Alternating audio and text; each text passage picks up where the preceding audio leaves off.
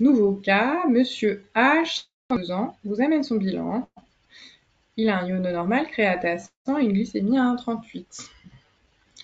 De nouveau, une tension à 16,9, fréquence cardiaque à 90, sat normale, température normale. Et lui aussi, ses 2 parents sont diabétiques sous ADO. Qu'est-ce que vous demandez pour confirmer votre diagnostic? Bon, le diagnostic, c'est suspicion diabète de type 2. Et donc, on fait bien sûr une glycémie à jeun, une glycémie veineuse à jeun. La question qui est un peu sous-jacente à ça, c'est qui doit-on dépister par une glycémie à jeun? Bien, en fait, vous allez être très surpris, mais normalement, toute personne de plus de 45 ans tous les 3 ans doit faire au moins une glycémie à jeun. Et en plus, si on a un facteur de risque parmi tous ceux qui sont en dessous, et ben c'est même tous les ans, à partir de 45 ans. Et les facteurs de risque, c'est assez large, c'est toute personne non caucasienne et ou migrant, toute personne avec un syndrome métabolique, s'il y a un contexte familial de diabète, si la personne a déjà eu un diabète gesta ou un diabète temporairement induit sous corticoïdes, par exemple, pour toutes les personnes avec des maladies cardiovasculaires ou rénales. Donc, c'est beaucoup de monde. Voilà, donc à savoir qu'en pratique, c'est très peu fait.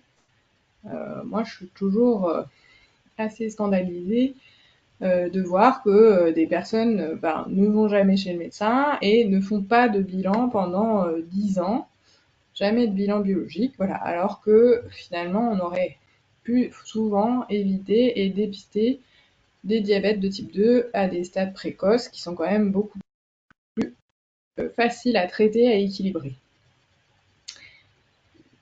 Donc, par ailleurs, quel examen supplémentaire allez-vous demander pour dépister les complications rénales? Ça, on en a parlé un petit peu tout à l'heure, BU, exactement. En fait, c'est le RAC, le ratio d'albumine sur créatinurie. Donc, vous pouvez appeler ça surtout la microalbuminurie sur échantillon urinaire.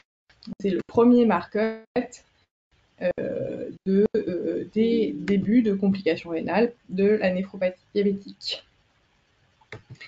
Juste pour vous dire quels examens on peut proposer à un patient diabétique, donc l'hémoglobine glyquée pour le bilan initial tous les 6 mois, puis une fois que, tous les 3 mois au début, puis une fois que l'objectif est atteint tous les 6 mois, bilan lipidique, une fois par an, le DFG, une fois par an, la microalbuminurie, albumine sur échantillon urinaire ou albuminurie sur créatinurie. Voilà, donc annuel en absence d'atteinte. Et puis on fait aussi fond d'œil une fois par an et ECG.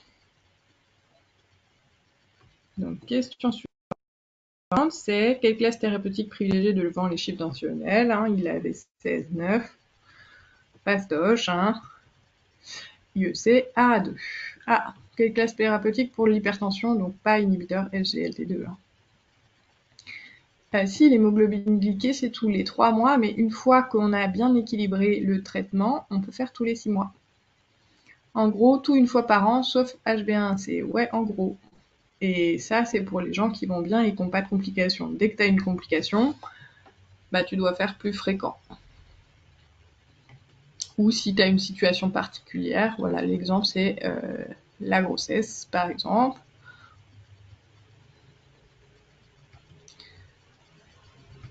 Donc, quelle classe thérapeutique privilégiée? Les inhibiteurs SGLT2, je redis, c'est pas des traitements de l'hypertension, c'est des traitements néphroprotecteurs et du diabète, mais là, on parlait des IRL. Après 6 mois de prise en charge nutritionnelle, l'hémoglobine glyquée est encore à...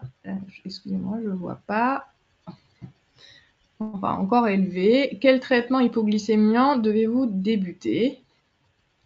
Bah, ça, c'est fastoche. On l'a dit tout à l'heure, c'est toujours le même. La metformine. J'en profite pour vous dire quels sont les objectifs d'hémoglobine glyquée. Bon, bah, la plupart du temps, c'est moins de 7%.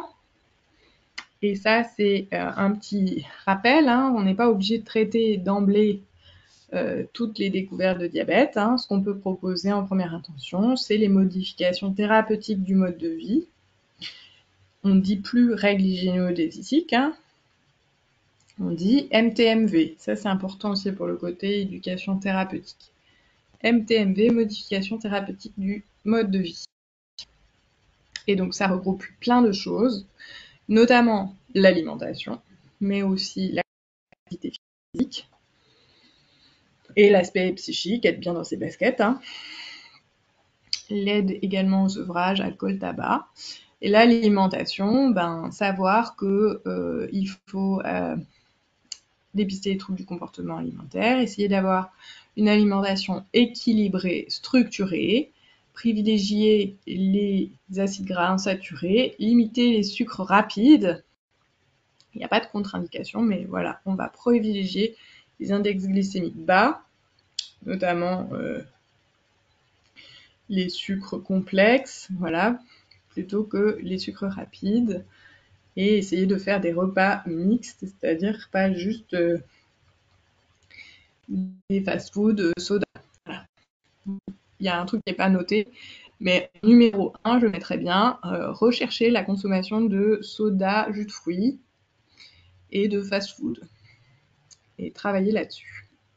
On peut guérir des diabétiques simplement en arrêtant le coca. Voilà. Mais des fois, c'est facile à dire et difficile à faire en pratique. Donc, je ne vous remets pas mon petit tableau sur les traitements du diabète. Parmi les propositions suivantes, lesquelles sont vraies? Donc, le diabète de type 1, ce n'est pas une maladie héréditaire, c'est une maladie auto-immune. On a des facteurs de risque, on se transmet le risque auto-immun, mais ce n'est pas le côté polygénique comme le diabète de type 2. Donc, les cellules antipariétales gastriques sont associées. Je vais vous mettre directement les réponses, c'est mieux. À la maladie de Birmer, pas à la maladie cœliaque. Anti-21-hydroxylase sont bien associés à la maladie d'Addison. Anti-ZNTI8 sont associés au diabète de type 1. Et la fréquence des maladies auto-immunes associées au diabète de type 1 est de 15%. Bon, ça, je vous avais remis la physiopathe du diabète de type 1, hein, mais pour se redire le côté auto-immun, destruction des cellules bêta, des îlots du pancréas. Et donc, vous voyez, au début, on n'est pas diabétique, et puis à un moment, on passe la capacité de sécrétion d'insuline, et on est diabétique.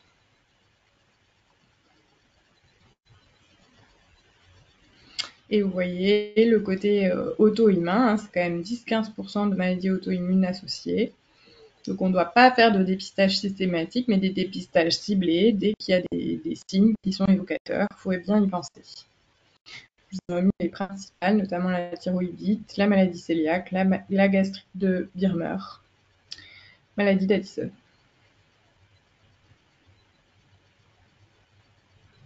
Ça, c'est intéressant. Les seuils d'hypoglycémie. Donc, je vous mets les réponses. L'hypoglycémie, chez un non-diabétique, c'est inférieur à 0,5%. 0,5 grammes par litre.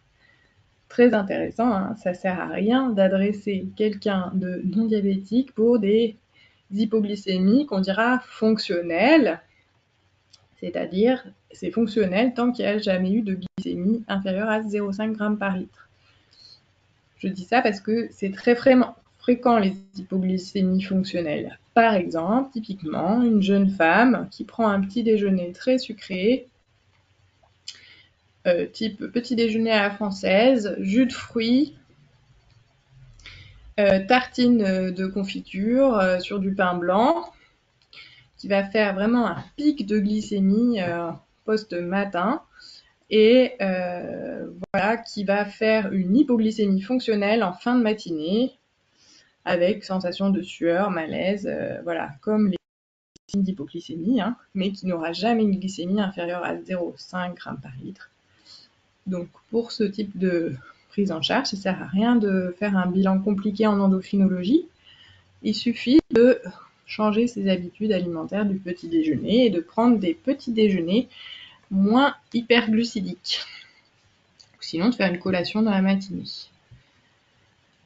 Même dans la découverte du DT1 chez l'enfant, on ne dépiste pas systématiquement. Non, ouais. Il n'y a pas de recommandation en ce sens. Par contre, sur point d'appel clinique, il faut vraiment y penser.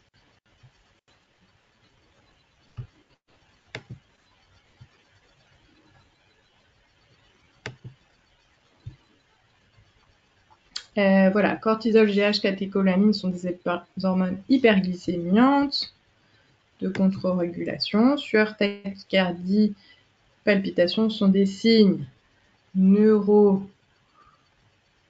pas neuroglucopéniques, sont des signes adrénergiques et l'injection de glucagon peut être nécessaire en cas de coma. Donc ça, c'est vrai. Je vous rappelle les différents signes. Neuroglucopénique, trouble de concentration, de l'exécution, trouble moteur, sensitif, visuel, confusion, convulsion. C'est vraiment neuro, donc centraux. Et associé à une glycémie basse et qui se corrige au moment du resucrage. Les signes, c'est les signes d'hypoglycémie. Pour une même personne, c'est les mêmes. Donc voilà, les personnes, elles arrivent assez bien au bout d'un moment à reconnaître leurs hypoglycémies parce qu'elles présentent les mêmes symptômes. Par contre, ça peut être très variable d'un individu à l'autre. Des gens, ça va leur faire péter un câble, et d'autres, ils vont suer. Voilà, donc ça, c'est aux personnes de leur apprendre à se connaître.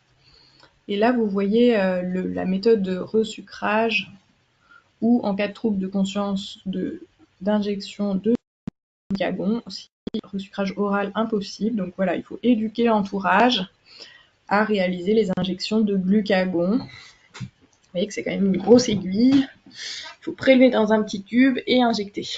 Et heureusement, les super laboratoires ont développé le glucagon en intranasal. Donc bientôt, ce sera fini de l'éducation thérapeutique au glucagon en IM. Et voilà, il faut toujours que les personnes sous insuline, notamment diabétiques de type 1, aient ce type de traitement à disposition. Parce que ça peut les sauver du coma hypoglycémique, qui est le stade vraiment évolué, grave, de l'hypoglycémie. Donc ensuite, je vous ai mis cette horrible question. Moi, je crois que j'ai eu ça à MCN. Donc, c'est transversal, la diabétose, c'est-à-dire qu'il faut avoir aussi des notions d'ophtalmologie. Et donc, je vous ai mis le stade le plus simple, entre guillemets, à dépister, la rétinopathie. Donc là, vous pouvez voir vraiment la rétinopathie diabétique proliférante avec plein de signes qui y font penser, notamment les microvaisseaux. Et donc, à savoir, le traitement de ce type de rétinopathie, c'est vraiment la PPR, la panphotocoagulation panrétinienne. Et voilà, à savoir, important, toujours faire un fond d'œil avant de équilibrer un diabétique déséquilibré. Il y a vraiment un risque d'aggravation de la rétinopathie proliférante si elle est existante et qu'elle n'est pas traitée. Donc avant de bien équilibrer un diabétique, il faut faire un fond d'œil. Sauf tout à l'heure, on l'a dit, dans le cadre du découverte de DT1, là, il n'y a pas de risque puisqu'il n'y a pas de complications au diagnostic. Il y a d'autres anomalies ophtalmologiques auxquelles il faut penser chez le patient diabétique. Il y a également la cataracte et également la maculopathie. Donc il n'y a pas que la rétinopathie diabétique en complications. Donc, on avance.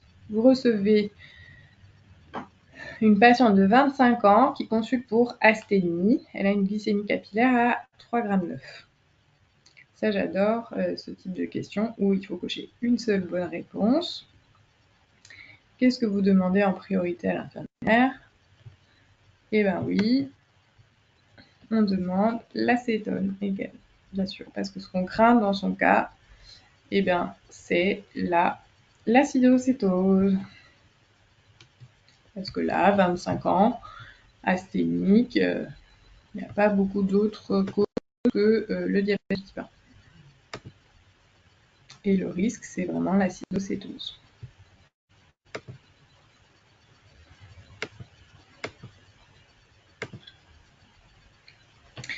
Donc je vous redis, hein, le risque, c'est une carence absolue en insuline. Le glucose ne peut plus rentrer dans les cellules et donc on doit utiliser d'autres substrats énergétiques comme les triglycérides, les acides aminés, et donc ça entraîne la bêta-oxydation des acides gras, la production d'acétyl-CoA et donc la dégradation encore cétonique qui sont utilisés comme substrat énergétique.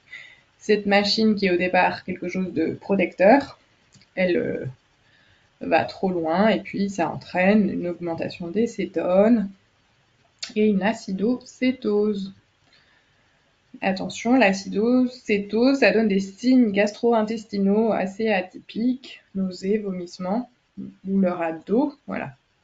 Donc des tableaux auxquels il faut penser à l'acidocétose. Et attention, ça peut vraiment tuer les patients, hein, donc faut y penser.